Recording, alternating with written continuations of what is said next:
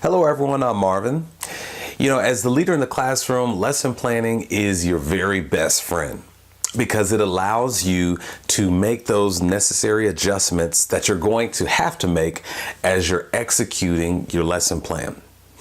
Now with lesson plans, there are a number of structures and strategies in terms of putting the plan together. So I'm not going to talk about those, but what I want to talk about is I want to talk about 3 habits that you need to have as a leader in the classroom as it relates to your lesson planning. Number 1, use your dedicated plan time at school to lesson plan. Now, the reason you do this is because at school you have everything that you need to properly put your plan together. You have access to student data. You have access to your colleagues, your administrators, your instructional coach.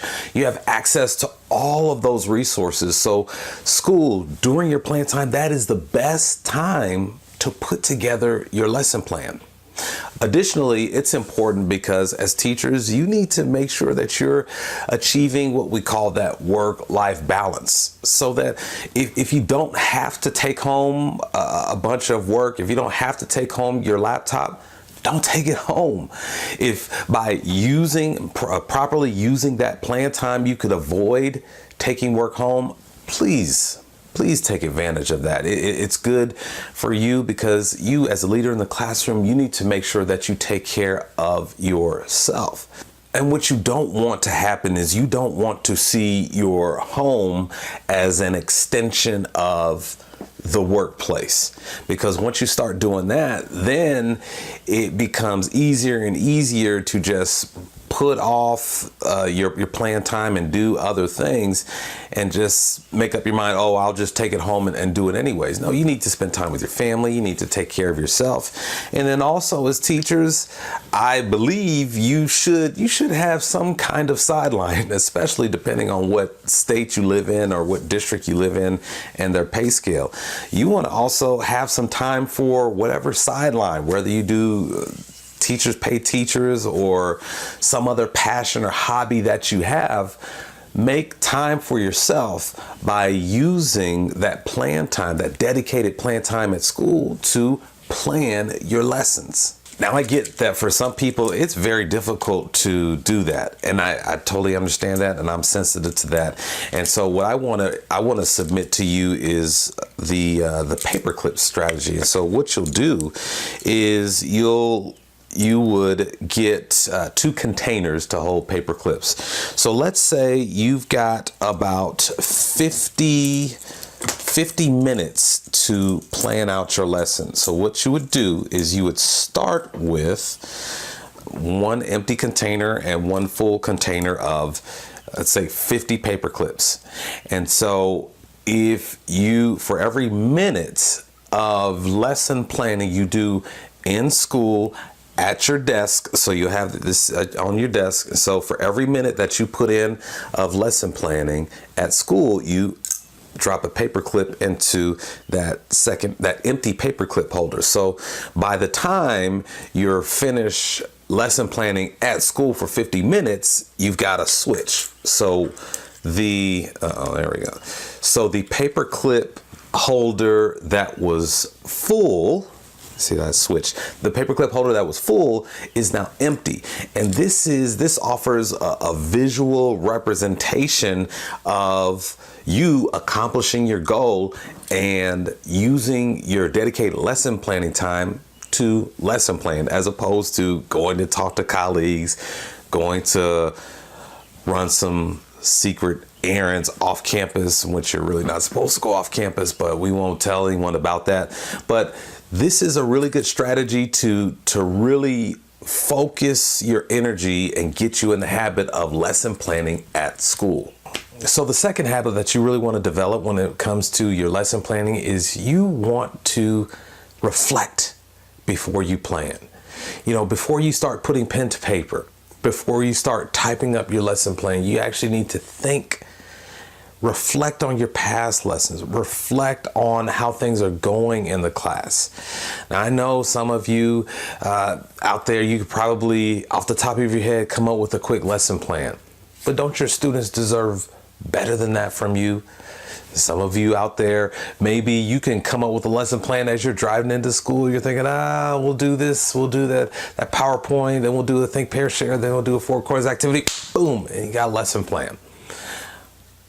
But again, think about it. Don't your students deserve better from you? And remember, as a teacher, you want to be getting better. As a leader, you should be getting better. As a leader, you set the tone for the classroom. You set the example that students should be following. And so you just take a step back and you think about how things are going. And what this does is it frames your thinking for when you actually go into creating the lesson plan, because it brings important things to your memory before you even start to write things down. Important things that you need to keep in mind, such as what accommodations, modifications you may need to make, or it may come to your mind during your reflection time that a particular transition didn't go well and you're going to need to make an adjustment in your next lesson plan. And then also what reflection does, as you reflect, it helps you to put people over pace. Pop. It helps your lesson plans pop. People over pace. Absolutely. I know you have a pacing guide that you have to consider, you have to keep in mind, but always remember, as a leader, your job is to make sure that you set an environment for your students that is comfortable, that is safe. Certainly there is accountability, but you don't want that pressure to go on to your students. If your students haven't mastered something, then you need to remember people over pace. And so you need to build in that time to reteach that, slow things down. Don't frustrate your students by saying, oh, we got to go through this pacing guide. We got to go through this pacing guide. Take the time to reflect. Think about what really needs to be done so that you can meet those needs when you begin to write your next lesson plan. A third habit that I suggest you develop when you're writing your lesson plans is to write an accompanying study routine for students. Create a study routine for students. So there's different objectives and goals that you set throughout your lesson plan that your students need to master. Well, let's think a little bit longer term, because there's going to be that formal assessment down the road. So how can this information get into your students' long-term memory? How are they going to hold on to this and practice this over time? That's where the study routine comes in. The study routine, it is, I equate it to like a workout routine. So it can be over the course of a week. It could be over the course of 2 weeks. And typically what I like to do is Monday through Friday, because many students told me throughout my years of teaching that I'm not doing anything over the weekend. The weekend's my time. So let's say, for example, you're talking about a U.S. history class. The topic is the Civil War. So the routine is for Monday, Wednesday, Friday. So Monday, the students may be reviewing important vocabulary. Wednesday, the students may be answering a specific essential question. And then Friday, the students may be completing a graphic organizer or answering questions that pertain to a primary source. So you see, throughout that week, the students they're doing different things that pertain to that lesson plan that you've created. So again, I equate it to like a workout. So Monday, you're doing your arms and your back. Wednesday, you're doing the legs, and then Friday, you're doing a core. So it's it's a workout for the brain. And what I really like about the study routine, you see, the study routine, you can either grade it or not. Now, what I did with the study routine was I did this. I used it as an opportunity to give students a level of autonomy to make a good decision or make a poor decision. And we reflected on that decision. So let's say a student, they don't do so well on the assessment.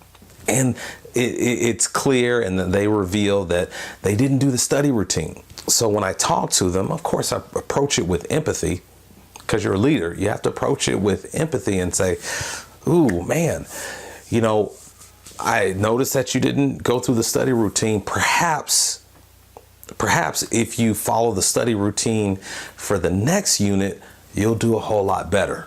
I think it'll be a good decision to follow the study routine for the next unit.